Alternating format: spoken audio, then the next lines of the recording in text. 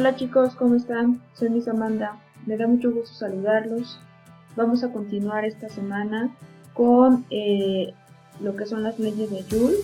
Bueno, sí, la ley de Joule y la aplicación a la potencia eléctrica. Bien. La semana pasada recuerdan que les había colocado unas fórmulas con respecto a cada uno de estos temas. Entonces aquí se las estoy colocando de nuevo a modo de repaso para que veamos más adelante cómo los vamos a aplicar en los ejercicios, porque de hecho este tutorial es para ver cómo se resuelven y cómo se aplican estas fórmulas. Bien, entonces la ley de Joule, recordemos que es aquella donde nosotros vamos a haber expresado la manifestación de la energía liberada mediante un proceso eléctrico en forma de calor. Entonces aquí está la fórmula donde nos dice que es 0.24 por la intensidad al cuadrado por la resistencia por un tiempo determinado. Y de hecho ya habíamos visto las unidades en el tutorial pasado. La potencia eléctrica, bueno, hay tres formas de calcularla.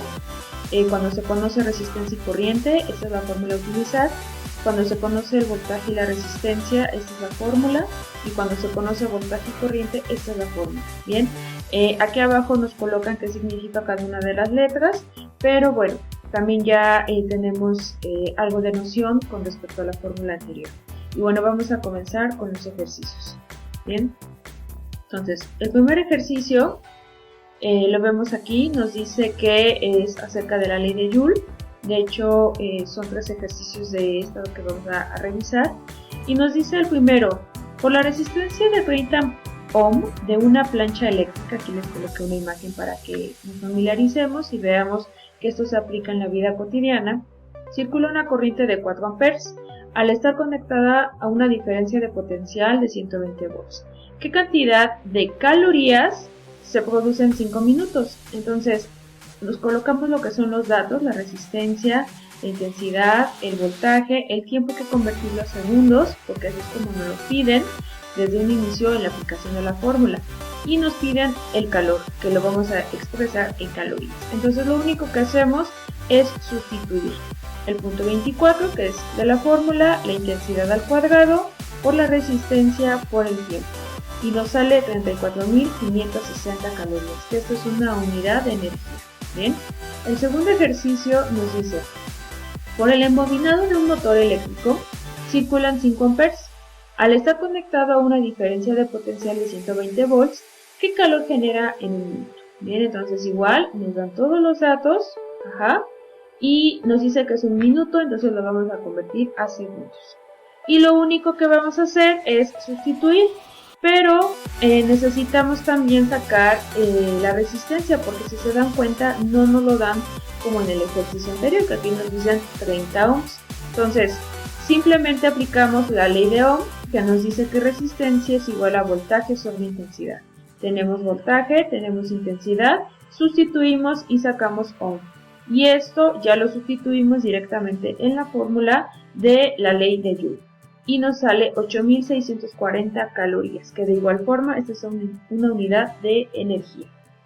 El tercer ejercicio nos dice, ¿cuál será la intensidad de la corriente que circula en un tostador de pan, que tiene una resistencia de 20 ohms? Si se conecta durante 2 minutos, ya nos dan aquí el tiempo, a una diferencia de potencial de 120 volts. Si se generan 20.736 calorías. Entonces aquí ya no nos están pidiendo el calor o la energía desprendida, sin embargo nos están pidiendo la intensidad de corriente. Entonces, de acuerdo a la fórmula que nosotros conocemos, que es esta, Q igual a 0.24, entonces de ahí vamos a despejar lo que nos están solicitando, que es la intensidad de corriente. Bien, entonces de esta fórmula vamos a despejar I. Pero veamos que hay un cuadrado, entonces seguramente vamos a tener una raíz cuadrada, que es como lo vemos aquí. Bien, entonces nos dice que intensidad es igual a Q sobre RT por punto 24, pero todo esto dentro de una raíz cuadrada. Entonces lo único que hacemos es sustituir. Entonces sustituimos las calorías, lo que es la resistencia, el tiempo en segundos y el 0.24. Hacemos esa operación, la división, y determinamos que la intensidad que circula o que requiere este tostador es de 6 amperes. Bien. Ok, entonces esto es con relación a los ejercicios de Joule. Ya vimos ahí que también tenemos que aplicar en ocasiones la ley de Ohm, que lo veíamos en este despeje, más bien en esta sustitución. Y va a haber ocasiones en que necesitemos aplicarla para sacar los datos que nos hagan falta para sustituir en la fórmula general. Ahora, en la potencia eléctrica en relación a lo que es la ley de Joule y la ley de Ohm, vamos a ver los ejercicios. Entonces aquí nos dice, ¿qué potencia desarrolla un motor eléctrico si se conecta a una diferencia de potencial de 140 volts para que se genere una intensidad de corriente de 9 amperes? Entonces recuerden que al inicio del video veíamos las fórmulas. Entonces estas hay que revisarlas y ver qué es lo que nos dan para poder utilizar la fórmula. Bien, entonces en este caso nos dan lo que es intensidad de corriente y voltaje. Bien, entonces colocamos los datos. Recuerden que hay que colocar qué tenemos y qué nos piden.